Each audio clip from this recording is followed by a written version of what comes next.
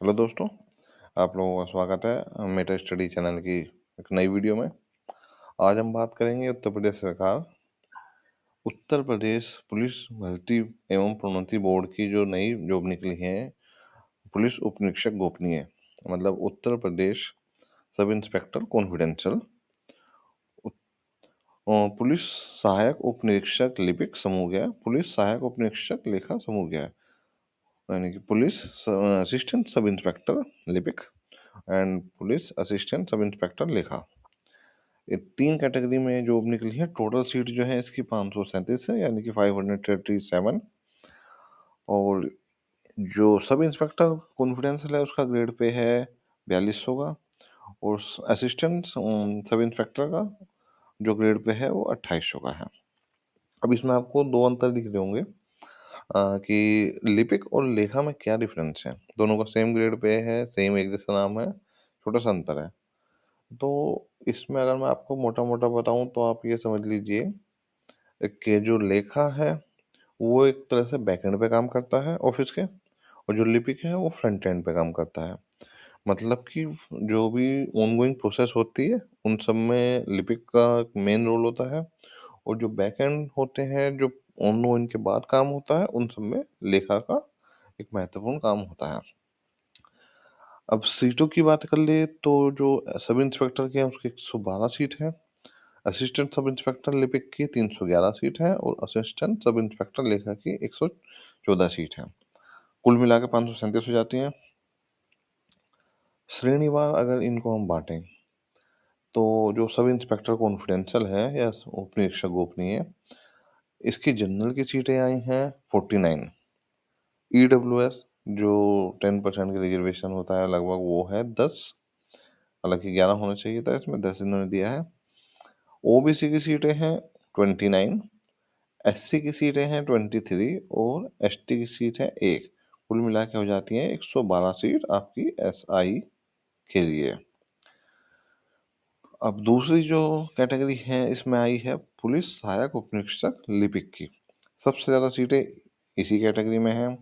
अब इसको भी अगर डिवाइड करें तो आप देख सकते हैं कि जनरल की 128 सीटें हैं, ईडब्ल्यूएस की 30 सीटें हैं, ओबीसी की 83 सीटें, एससी की 64, और एसटी की 6 सीटें इसमें हैं। कुल मिलाकर 311 हो जाती हैं पुलिस उप निरीक्षक लिपिक पद की।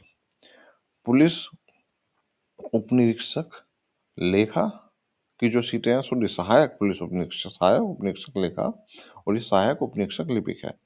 इसकी जो सहायक उप निरीक्षक लेखा की 114 सीटें हैं कुल मिला के, जनरल की है 50 सीटें इसमें, ईडब्ल्यूएस की फिर से 10 सीटें आ जाती हैं, ओबीसी की 30 सीटें, अनुसूचित जाति की 23 सीटें, और अनुसूचित जनजाति एसटी की 1 सीट आती है इसके अंदर। ये कुल मिलाकर आपकी 114 सीटें हो जाती हैं। इस प्रकार जो टोटल भर्ती है वो आपकी 537 सीटों पर होने वाली है। तीनों को हमने डिवाइड कर दिया, तीनों को हमने बांट दिया किस तरह से होती है। अब इसकी कंडीशन पढ़ते हैं, इस भर्ती में क्या क्या नियम और शर्तें लगी हुई हैं। उसके बाद हम इस फॉर्म को भरने की पूरी प्रक्रिया देखेंगे। इसके बाद हम इसके सिलेबस पे चर्चा करेंगे और इसके एग्ज़ाम पैटर्न को समझेंगे। और इसके बाद हम अगली वीडियो बनाएंगे कि इसकी स्टडी को किस तरीके से शुरू किया जाए और कैसे इस पे स्टेप बाय स्टेप हम इसको कर सकते हैं। आप नए हैं चैनल पे बने रहिए, देखते रहिए। इस पूरी भर्ती प्रक्रिया की हमने शुरुआत से फॉलो कर रहे हैं, और जब तक ये भर्ती प्रक्रिया पूरी होगी तब तक हम इस पूरी भर्ती प्रक्रिया से अपडेटेड वीडियो इस चैनल पर डालते रहेंगे। अच्छा, अब आ जाते हैं इसमें कि इसकी कंडीशंस के बारे में पढ़ते हैं, जो कि 1.2 इसकी कैटेगरी है। अब देखिए, पुलिस उप निरीक्षक गोपनीय यानी कि sub inspector confidential, assistant sub inspector लिपिक, और असिस्टेंट सब इंस्पेक्टर लेखा के पदों पर भर्ती हेतु पुरुष व महिला अभ्यर्थी पात्र होंगे। आप लोग समझ रहे हैं, सिर्फ पुरुष और महिला अभ्यर्थी। मतलब मेरी जो समझ कह रही है इसके लिए वो ये कह रही है कि यहाँ पर थर्ड जेंडर का कोई कॉन्सेप्ट नहीं रखा गया है, थर्ड जेंडर के लोग इसके लिए पात्र नहीं होंगे। अगला पॉइंट है इसका कि परीक्षा के पूर्व किसी भी समय रिक्तियों की संख्या परिवर्तित हो सकती है। भर्ती किसी भी समय या भर्ती के किसी भी स्तर पर बिना कोई कारण बताए निरस्त की जा सकती है। ये एक तरह का डिस्क्लेमर होता है जो हर भर्ती में या हर फॉर्म में किसी भी तरह का हो हमेशा आता है कि भर्ती की संख्या चेंज कर सकते हैं, और नॉर्मली कभी-कभी हो भी जाती है, लेकिन कभी कम नहीं होती। इसकी हमेशा ख़ास बात है कि हमेशा ही बढ़ती है। आज अगर इन्होंने निकाली है भर्ती 537 सीट पे, तो मेबी हो सकता है आगे जाके 600 हो जाए, सवा 600 हो जाए, हो सकता है ना भी चेंज हो। लेकिन 537 से ये कम नहीं होंगी। अक्सर ऐसा कभी देखा नहीं गया है कि सीटें कम होती हों। अब किसी भी समय बढ़ती स्तर किसी पर कारण बताई नहीं की जा सकती, ये हो सकता है, लेकिन इसको होने के लिए भी आपको पता है कोई बहुत बड़ी वजह होनी चाहिए। आम तौर पे ऐसा होता नहीं है। अब अगला दूसरा नंबर का पॉइंट से शुरू करते हैं कि इसमें आवेदन की समय सारणी क्या है। अब आप देखिए इस चीज़ में थोड़ा-सा समझना पड़ेगा। जो इसके ऑनलाइन आवेदन शुरू हो रहे हैं, वो 20 दिसंबर से शुरू हो चुके हैं, और इसकी लास्ट डेट है 19 जनवरी। मतलब कि आपको जो अप्लाई करना है, जो आपको रजिस्ट्रेशन करना है, वो 20 दिसंबर से शुरू करके 19 जनवरी 2026 को लास्ट डेट है। आपको उससे पहले-पहले कर देना है अपना रजिस्ट्रेशन। और साथ में आपको फीस जमा करने की भी सेम डेट है। 19 जनवरी तक आपको फीस भी जमा कर देनी है। आपको रजिस्ट्रेशन और फीस जमा कर देनी है, तो आपका फॉर्म माना जाएगा। जमा किए गए शुल्क का समायोजन, जो फाइनल सबमिट है, उसको करने के लिए आपको यहाँ पे 3 दिन मिल जाएँगे। अगर आपने सही टाइम से फीस जमा कर दी, 19 जनवरी तक फॉर्म फिल कर दिया और फीस जमा कर दी, 3 स्टेप में बेसिकली फॉर्म भरा जाएगा। पहले रजिस्ट्रेशन होगा, फिर फीस होगी, फिर फाइनल सबमिट होगा। तो रजिस्ट्रेशन और फीस आपको 19 तारीख तक कर देनी है। उसके बाद आपको फाइनल सबमिट के लिए 3 दिन का समय मिलेगा। हो सकता है 3 दिन का समय इसलिए रखा गया हो कि इसमें शायद कुछ एडिट करना हो किसी को, या कुछ मॉडिफाइड करना हो, वो कर सकते हो। पता नहीं, जब हम फॉर्म भरने की प्रक्रिया में जाएँगे उसके बारे में तब बात करेंगे। अगला जो पॉइंट है इसमें कि अभ्यर्थी को आवेदन से पूर्व ओटीआर करना अनिवार्य है। ओटीआर आजकल हर जगह कंपल्सरी हो गया है, वो वन टाइम रजिस्ट्रेशन होता है हर जगह के लिए, और इसमें भी आपको वैसा ही करना पड़ेगा। ओटीआर कीजिए, ओटीआर के बाद ये अपने डॉक्यूमेंट अपलोड सब कुछ होएगा। अच्छा, अगला पॉइंट इसमें देखिए क्या बताया गया, इसको आपको ध्यान रखना है। इसमें बताया गया है कि आप जो फॉर्म ऑनलाइन अप्लाई करेंगे, उसमें जो भी आप डॉक्यूमेंट अपलोड करेंगे, जो भी आप अपने एजुकेशनल सर्टिफिकेट अपलोड करेंगे या फिर रिजर्वेशन सर्टिफिकेट अपलोड करेंगे, या जो भी आपकी अल्टरनेट कोई भी कागज़ अपलोड करेंगे, सिर्फ़ उन्हीं को ध्यान में रखा जाएगा। वेरिफ़िकेशन के टाइम पे सिर्फ़ उनमें ध्यान दिया जाएगा। आप ऐसा नहीं है कि आप 4 डॉक्यूमेंट अभी अपलोड कर दें, अपने सब कुछ अपलोड कर दें और रिजर्वेशन का आपने ना किया हो, और बाद में जाओ अपने वेरिफ़िकेशन के टाइम पे आप कहो कि मेरा रिजर्वेशन का सर्टिफिकेट है, नहीं, तो वो मान्य नहीं होगा। ये देखिए, अभ्यर्थियों से सभी कैंडिडेट से अपेक्षा की जाती है कि वे अपने आवेदन पत्र भरते समय पूर्ण सावधानी के साथ सभी प्रविष्टियों का अंकन करें, ताकि शोधन की आवश्यकता ही उत्पन्न ना हो पाए। अभ्यर्थियों से यह भी अपेक्षा की जाती है कि वे आवेदन पत्र के साथ अपने शैक्षिक एवं आरक्षण से संबंधित अन्य पत्रों को अवश्य अपलोड करना सुनिश्चित करें। किसी भी अन्य माध्यम स्तर पर प्रस्तुत किए गए आवेदन पत्र या प्रमाण पत्र ग्राह्य नहीं होंगे, मतलब एक्सेप्ट नहीं होंगे। इस फॉर्म को जब आप ऑनलाइन सबमिट करोगे, इसके अलावा आप किसी भी तरीके से अपना कोई भी सर्टिफिकेट देते हो, तो वो एक्सेप्टेबल नहीं होगा। अगला पॉइंट आ जाते हैं 2.3, आवेदन शुल्क। इसमें देखिए जनरल, ईडब्ल्यूएस और ओबीसी सबके लिए फीस 500 रखी गई है। एससी और एसटी के लिए फीस 400 रखी गई है। ये फिक्स है, इसमें कोई बात करने लायक कुछ बात नहीं है। आगे जाते हैं अर्हताएं, क्वालिफिकेशन पे। नेशनलिटी, राष्ट्रीयता, भारत का नागरिक हो, कंपलसरी है भारत के नागरिक के लिए। सेकंड है तिब्बती शरणार्थी, वो माना जाएगा जो 1 जनवरी 1962 से पूर्व भारत में आ चुका हो। मतलब कोई तिब्बती शरणार्थी किसी का परिवार हो, वो ही एक्सेप्टेबल होगा जो 1 जनवरी 1962 से पहले भारत आ चुका हो। तीसरा पॉइंट, भारतीय उद्भव का, इंडियन ओरिजिन का कोई ऐसा व्यक्ति जिसने भारत में स्थायी रूप से निवास करने के लिए पाकिस्तान अभिप्राय है, पाकिस्तान, म्यांमार, श्रीलंका या किसी पूर्वी अफ्रीका देश, केन्या, युगांडा और यूनाइटेड रिपब्लिक ऑफ तंजानिया, पूर्ववर्ती तंजानिका और जंजीबार से प्रव्रजन किया हो, माइग्रेट हुआ हो। मुंबई, इस तरह की कंडीशन वाले बहुत कम होंगे नहीं, तो इसमें अपना हम टाइम वेस्ट नहीं करते हैं ज़्यादा, वीडियो ज़्यादा लंबी हो जाएगी।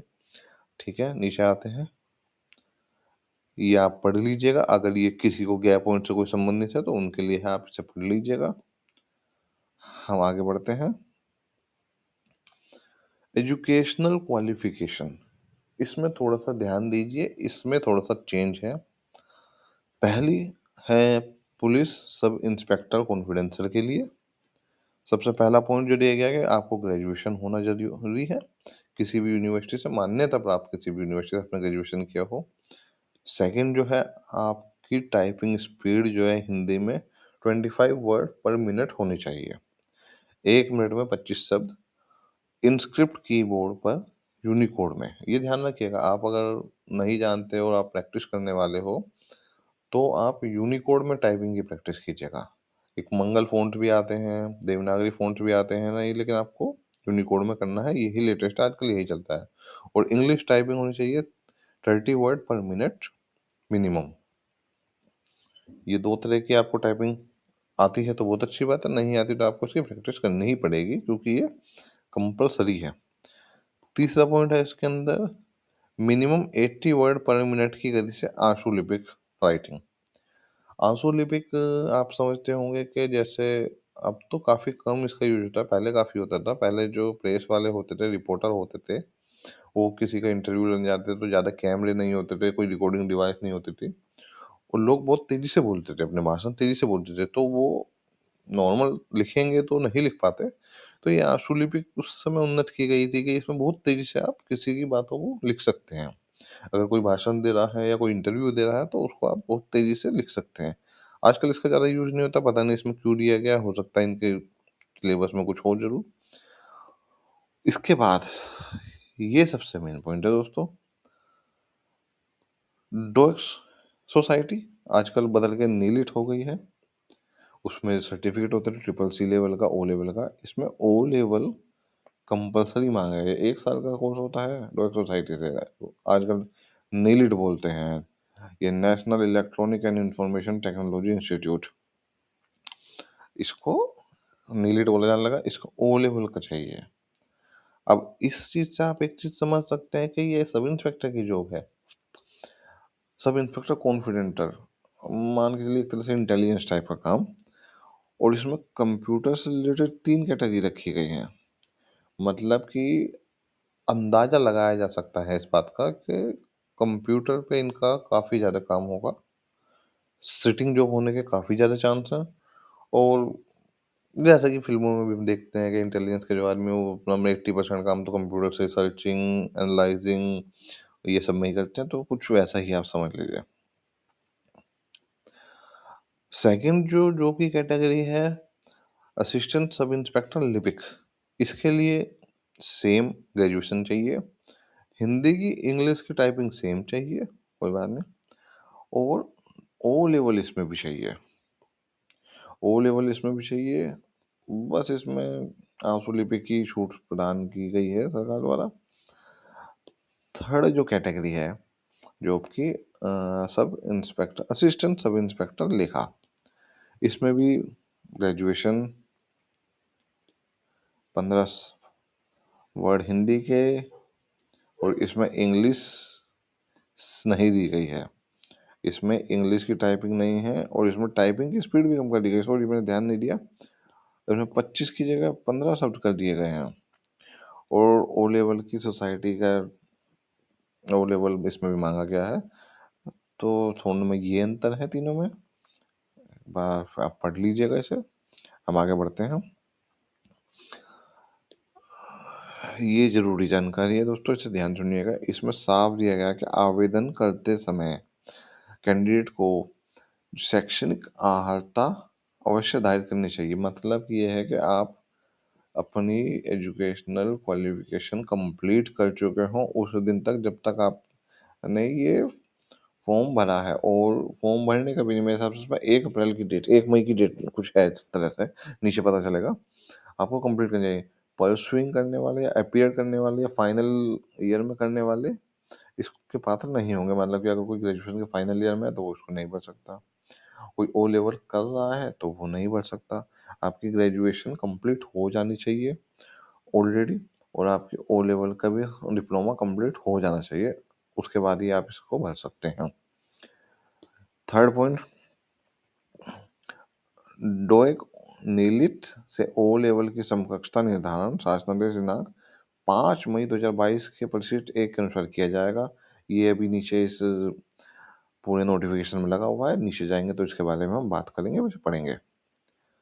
अधिमान्य प्रेफरेंस बेस्ड क्वालिफिकेशन क्या होती हैं?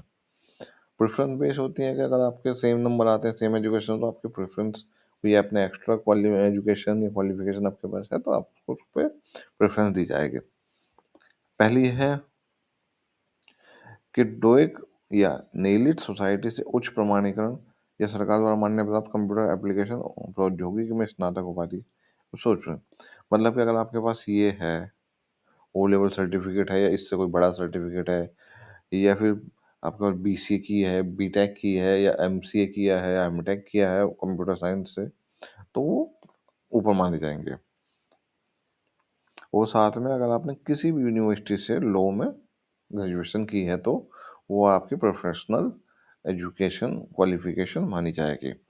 साथ में आपने प्रादेशिक सेवा में कम से कम 2 साल की ट्रेनिंग की हो, यानी कि स्टेट आर्मी या एनसीसी में आपके पास 20 सर्टिफिकेट हो, ये आपके लिए प्रोफेशनल क्वालिफिकेशन है। 3.4 पॉइंट है एज, इसमें ध्यान दीजिए आपकी 1 जुलाई 2025 को एज जो है 21 वर्ष पूरी हो चुकी हो और 28 वर्ष से अधिक ना हो। 1 जुलाई 2025 को आप 21 साल के हो चुके हैं और 28 साल से अधिक के नहीं हैं तो आप इसे भर सकते हैं। जो इसमें रिजर्वेशन मिलेंगे, छूट मिलेंगे, वो आगे जाके पता चलेंगे कैसे कैसे छूट मिलेंगे, किस कैटेगरी में कितने छूट मिलने हैं, उसके बाद आगे जिक्र करेंगे।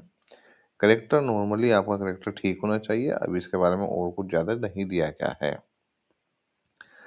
एक बस इसमें टॉपिक ये है कि आपके करेक्टर में आप किसी भी तरह की सरकारी नौकरी, सेंट्रल गवर्नमेंट, प्राइवेट गवर्नमेंट, स्थानीय प्राधिकारी द्वारा या फिर किसी भी सरकार के स्वामित्व या नियंत्रण किसी निगम या निकाय द्वारा नौकरी से निकाले ना गए हों। अगर आपने ऐसे निकाले गए हैं तो आप उसके पात्र नहीं होंगे।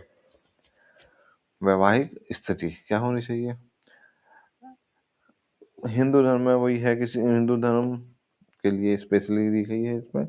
ऐसा कोई भी ऐसे व्यक्ति जिसने किसी ऐसे व्यक्ति से विवाह किया हो जिसका पहले से पति या पत्नी जीवित ना हो। किसी भी कोई भी ऐसा व्यक्ति, कोई मतलब पुरुष या महिला ना हो जिसने ऐसे व्यक्ति से विवाह किया हो जिसकी पत्नी या पत्नी जीवित हो, या फिर उसने खुद ऐसा ना किया हो कि उसकी ऑलरेडी पत्नी या पति जीवित हो, उसने दूसरी शादी की हो। शारीरिक स्वास्थ्य, मानसिक और शारीरिक रूप से बिल्कुल स्वस्थ रहनी चाहिए। किसी भी प्रकार के विकलांग के लिए ये जॉब नहीं है।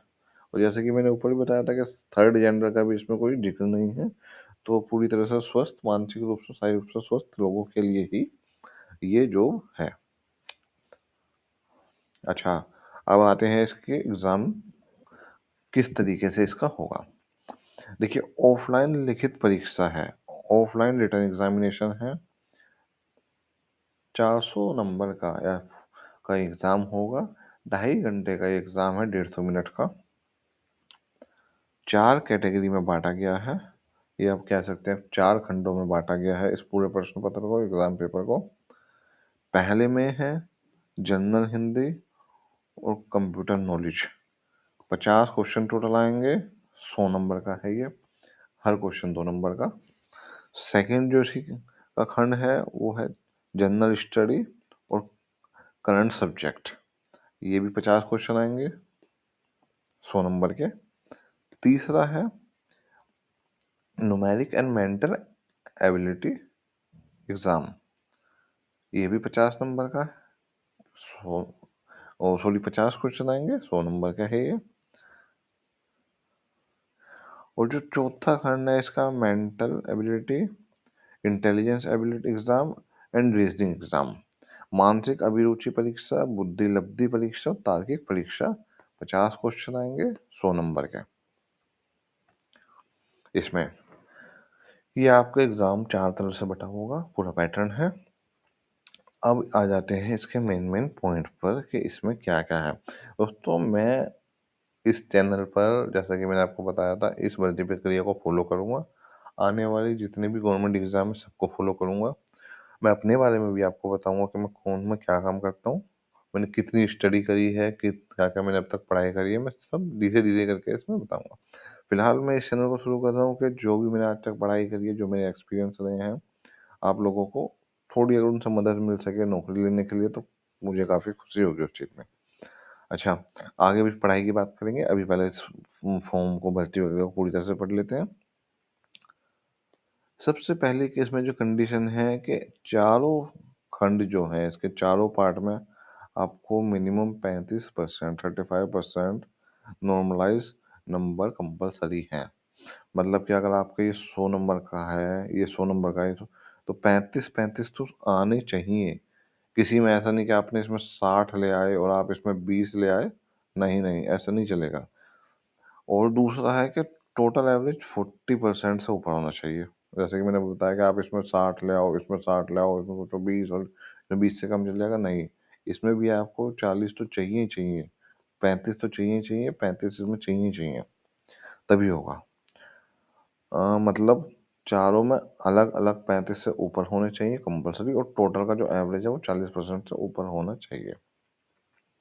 ठीक है? आप सब समझ गए होंगे। बाकी जब इसके एग्ज़ाम के पैटर्न के बारे में आगे पढ़ाई करेंगे, अगली वीडियो बनाएँगे, उसमें मैं और अच्छे से समझाऊँगा इसे। साथ में आपको पढ़ाऊँगा भी कि इसका क्या स्टैंडर्ड है, किस लेवल की आपको इसमें पढ़ाई करनी चाहिए। सेकंड पॉइंट है ओमआर परीक्षा होगी। ओके, ठीक है, इसके बारे में ज़्यादा बात करने लायक कुछ है नहीं।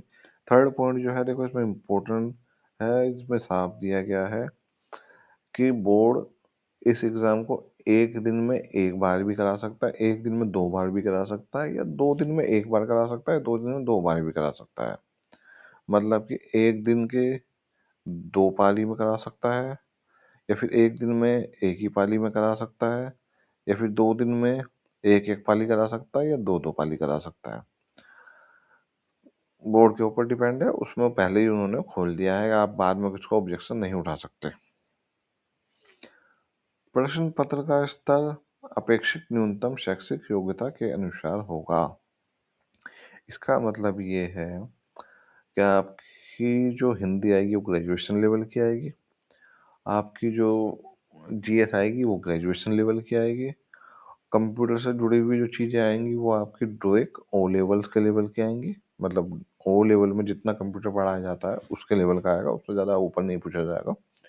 नीचे तो पूछे तो कोई बात नहीं, उसका तो नीचे का कुछ पता चलता ही नहीं। रीजनिंग का ग्रेजुएशन लेवल की रीजनिंग आएगी। ठीक है, यहाँ से जब चीज़ें क्लियर होगी, मतलब कि मोटा मोटा मान लीजिए अब एसएससी टाइप की, एसएससी लेवल से थोड़ी सी हल्की आएगी, इसमें इतनी टफ नहीं आएगी। परीक्षा का समय 2.5 घंटे हमने पहले बताया था, 200 प्रश्न होंगे आपको करने हैं। तो मैं आपको उत्तर होगा वो मैं ठीक है, 3 प्रतियां में होंगी, ये सब तो नॉर्मल चीज़ें हैं, आपको वहाँ पता चलेंगी, इसमें अपना टाइम बर्बाद नहीं करते, वीडियो लंबी हो जाएगी, वेबसाइट से डाउनलोड हो जाएगा, सूचनाएं आ जाएंगी, ये सब हो जाएगा। ठीक है, हाँ, इसमें देख लीजिए नॉर्मलाइजेशन होगा।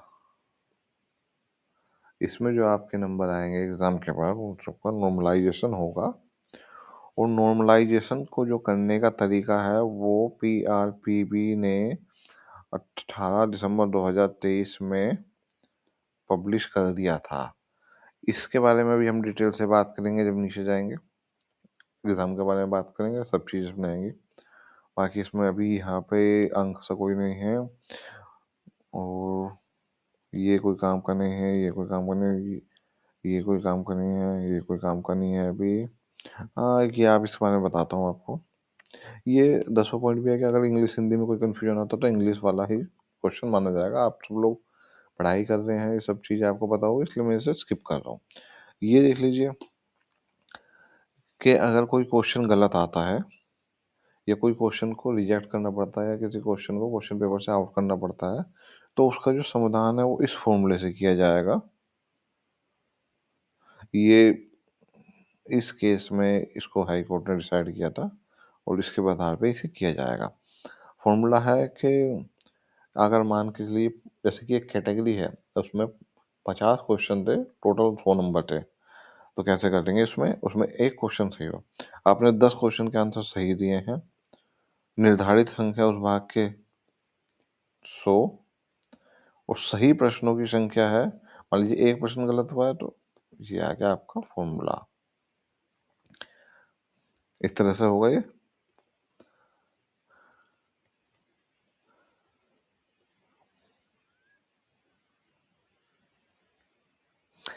अच्छा, इसमें एक बात ध्यान देने की, अगर मान के लिए कोई क्वेश्चन आता है, उसके 2 आंसर सही पाए जाते हैं, तो उन दोनों में से आपने कोई भी एक को मार्क कर रखा होगा तो आपका वो क्वेश्चन सही माना जाएगा।